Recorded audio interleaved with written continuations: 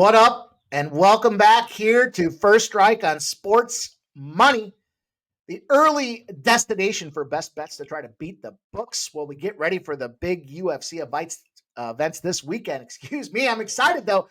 We got a big card of a lot of some moving parts on this card, but I never get more excited than to hang out with the Apex Predators of the Octagon here, the Sports Money MMA crew with MMA Jeff and Subhuman Gaucho back from vacation. MMA Jeff, how you feeling?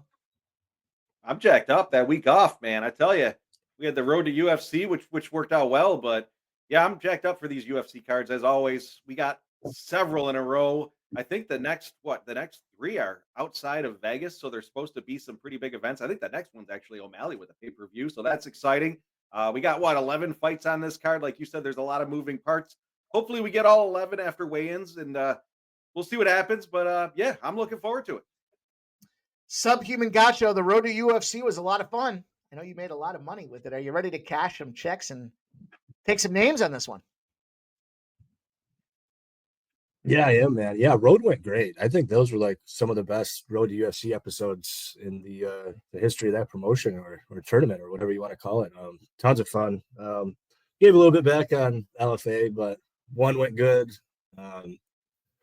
Boxing's been running really good. I got some more boxing action this weekend, so it'll be a fun Saturday night. Lot to look forward to.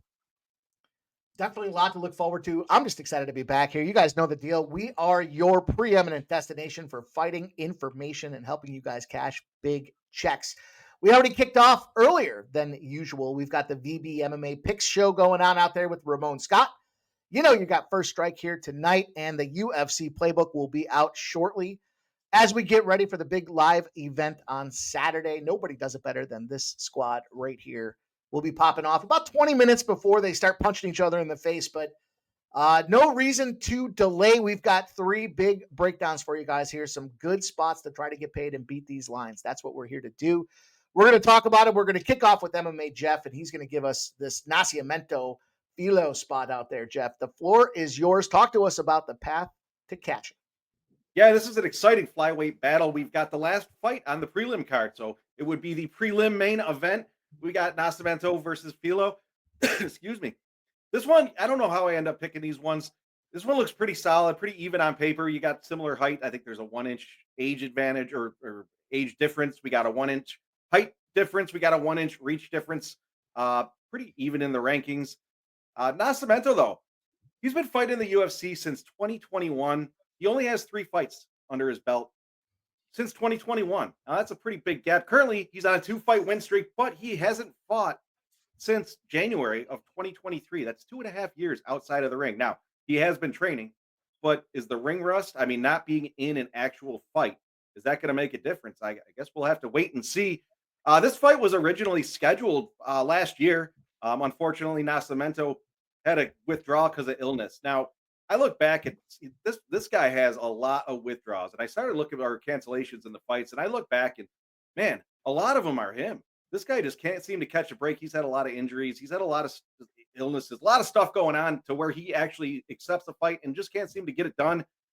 So which explains why he has fought only 3 times since a couple of years now. I'll tell you, Nasimento, he's a durable fighter out there. He can strike, he can grapple. He doesn't have a ton of power, but he can certainly get the job done. He likes to move forward and throw combinations, which I like. He does like to be the aggressor out there, which he wants to move forward. And as I mentioned, he wants to pressure his opponents and he wants to get those combos out there. You got Felo on the other side of things. He's 4-1 in his last 5. He's got back-to-back submission wins, so he's definitely doing well in the grappling and wrestling. He could certainly do that. He's a pretty active fighter. He fought twice last year. He was going to fight the third one, but Nasimento there had the illness, so he had to pull out. Felo, he's quick on the feet. He's got solid grappling, solid takedowns, and he's got solid takedown defense. So I think that's going to play a big factor into this fight. He's also a tough, durable fighter, and he does have power. He will go out there and throw bombs if he needs to and make this a wild man fight. I don't know if that's necessarily going to happen in this one. And that, I guess, was what made me pick this one. I think it's going to be one of the most exciting fights on the card. I think What's ultimately going to happen, in my opinion, in this fight is Nasimento's going to try to move forward. He's going to end up tasting a couple of shots. Felo's going to back him up against the cage. Being the better wrestler, he's going to be shooting for takedowns. He's going to be on top. Now, Nasimento, the gym he fights at, and watching some of his tape, he's perfectly comfortable to fight off his back, looking for submissions, looking to throw up strikes. But he won't show urgency to get up, which I think is actually going to play into the hands of Felo here. I think he's the better wrestler. He's going to be looking more dominant on the ground. I'm going to roll in this one. Give me the dog. Give me Felo. I think he's going to get it done. I actually do think this one's going to go to decision, but I think the price at the dog at 135 is fantastic. I looked at a couple other books. I see it at plus 126, plus 125. So this line is certainly dropping, especially from where it started. So I would jump on Felo if you like him. I would get on him early. Let's go Felo. Let's go dog. Mike's going to bring us into Gamrot versus Klein. Mike, how are we getting paid in this one? Thanks, Jeff. Great job. Looking forward to getting some dog cash in there. And we're going to fire back on this one. We've got an interesting battle, Gamrot and Ludaviat Klein. Look, I don't like to play the who's who in the ladder game out there and who you fought, but is there a bigger fraud than Gamrot? I'm not sure. Somehow he loses a split decision to Dan Hooker, and it was the fight of the night coming into this one. But man, you just got to look back, and it's like, who have you fought? Dos Anjos, Fizayev, Jalen Turner. Like, okay, dude, you battled Dariush, and you took another decision loss out there. I would probably say the biggest name in this guy's arsenal goes back to 2022, where he took down Sarukian. And okay, it was another decision battle out there.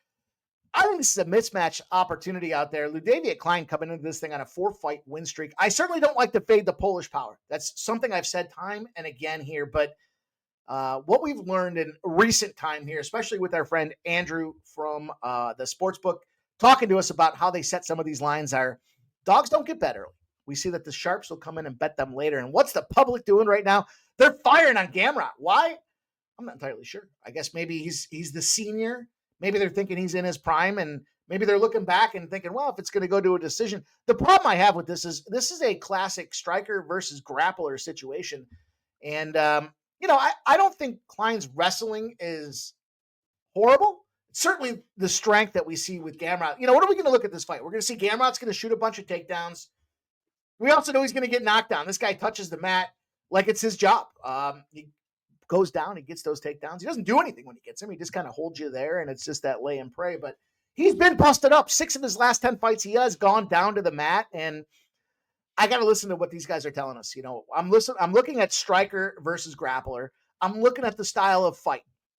We see that when you look at Ludaviat Klein, he likes to strike, he jabs, then he kicks, and he does a pretty good job of blocking those takedowns. On top of it, he sports over that 90% takedown defense. But push comes to shove, it's a mismatch, and the wrong guy is favorite. We saw a big favorite for this guy the previous time out there. This will definitely be a step up in competition. He's facing a guy that has good gas tank, can certainly go the distance when it comes down to it. But I think the challenge here is it's over aggression when you look at Gamrot, and the counter opportunity is very much alive in Ludaviat Klein. And whether he knocks him out early, takes him to decision, I think there's going to be enough. I think what you're going to see is we got the co-main event with the dog. I love those spots. You've heard me talk about them time and again.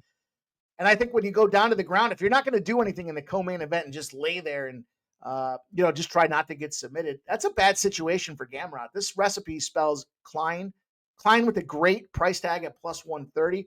Might even move up a little bit as we get closer to game time. I think it goes inside the distance. I listened to this guy's interview. He wants to be ranked. He's got his 4-fight win streak. He continues to move forward. He's an aggressive fighter in his own nature.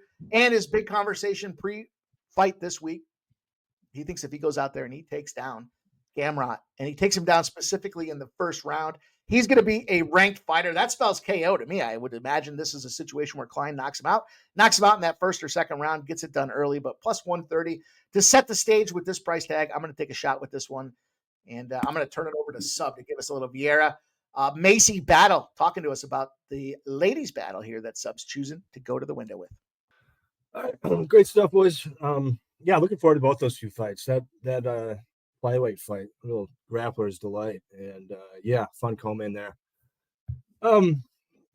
Well, with regards to this women's bantamweight fight. Big implications here. They're ranked number 3 in the UFC for Ketlin Vieira, number 5 for Macy Chiasson, which kind of surprised me. I kind of think of these two as maybe a little bit middling, kind of gatekeeper types, but I guess when the division's kind of thin, this can have major title implications. They're probably both, I don't know, a win here and then maybe one more win and they're in the title conversation.